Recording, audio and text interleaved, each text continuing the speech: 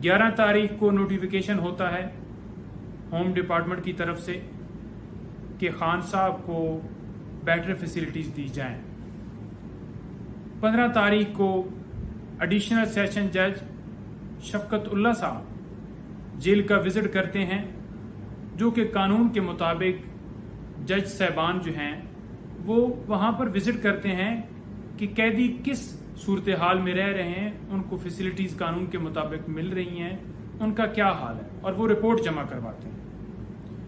उन्होंने इमरान खान साहब का सेल भी विजिट किया और वहां पर जो हम रोजाना कह रहे थे कि खान साहब के साथ ये सलूक किया जा रहा है, वो उन्होंने अपनी रिपोर्ट के अंदर जो 15 तारीख की है, हालांकि 11 को नोटिफिकेशन हुआ है, सहूलतें वो वाली जो कानून के मुताबिक हम कहते हैं वो नहीं मिली, और उन्होंने कह दिया कि इस तरह से वाकई उनके साथ ट्रीट किया जा रहा है।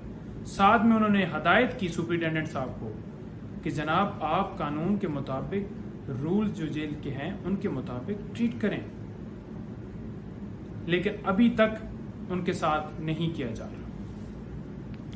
दूसरा आपको पहलू बता दूं कि खान साहब का ये जो पैगाम है वो ये है कि मुझे डी क्लास में रख दें, मुझे इससे बदतर सूरत हाल के अंदर रख दें, मेरे साथ जैसा सलूक मर्जी या कर लें, लेकिन मैं बिल्कुल अपने मकसद पे कायम हूं और अपने मकसद को तामील करने के लिए कुर्बानियां देनी पड़ती हैं। अपनी कौम के लिए, जमहूरियत के लिए मैं कुर्बानी दूंगा और मैं अपनी जगह पे कायम हूं। 1 इंच मैं अपनी जगह से पीछे नहीं हटूंगा। मुझे 1000 साल जेल के अंदर रहना पड़े मैं रहूंगा, लेकिन कभी गुलामी नहीं मानूंगा।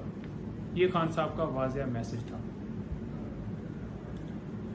दूसरा आपको बता दूं कि शाह महमूद कुरैशी साहब, उनको जिस तरह से गिरफ्तार किया गया, 12 घंटे उन्होंने बताया है कि मुझे पानी और खाना नहीं दिया गया, मुझे टॉर्चर किया गया।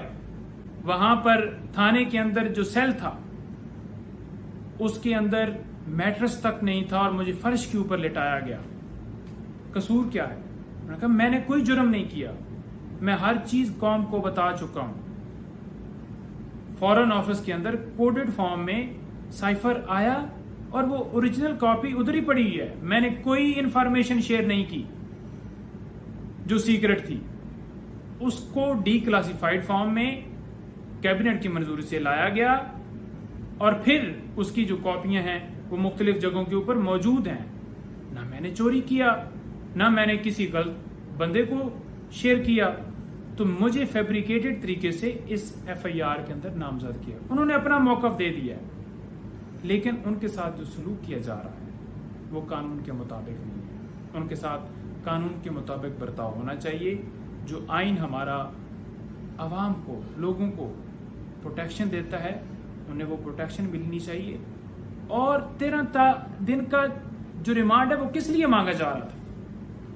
क्या वो इसलिए मांगा जा रहा था कि उनसे रात दिन एक ही सवाल बार बार करना है, जब वो अपना बयान खुद सारा रिकॉर्ड करा चुके हैं? तो फिर तो रिमांड की कोई उसके अंदर थी नहीं। खान साहब इंक्वायरी के अंदर आते हैं और पेश होते हैं और अपना बयान रिकॉर्ड करवा चुके हैं। कोई उसके अंदर इस तरह के रिमांड की जरूरत ही नहीं। लेकिन आज उनका रिमांड किया गया। अब अदालत का फैसला है, हम बिल्कुल तस्लीम करते हैं, और जहां तक उसको चैलेंज करना वो भी हम मुशावरत हमारी जारी है कि रिमांड का कोई तुक नहीं बनता। हर अदालत का अपना एक एंगल है देखने का, लेकिन वो खान साहब के विजन के साथ खड़े हैं और पूरी पाकिस्तान तहरीक इंसाफ की जो जमात है उसका हर वर्कर, उसका हर लीडर इमरान खान साहब के विजन को एंडोर्स कर रहा है और उनके साथ डट के खड़ा है। किसी तरह से कोई घबराया हुआ नहीं है और ना उनका कोई कप्तान घबराया हुआ है। इंशाल्लाह हमारी सबसे जो मेन कोशिश है कि खान साहब को एक तो लॉ के मुताबिक ट्रीट किया जाए और दूसरा जल्दी से जल्दी खान साहब को हम बाहर लेके आए।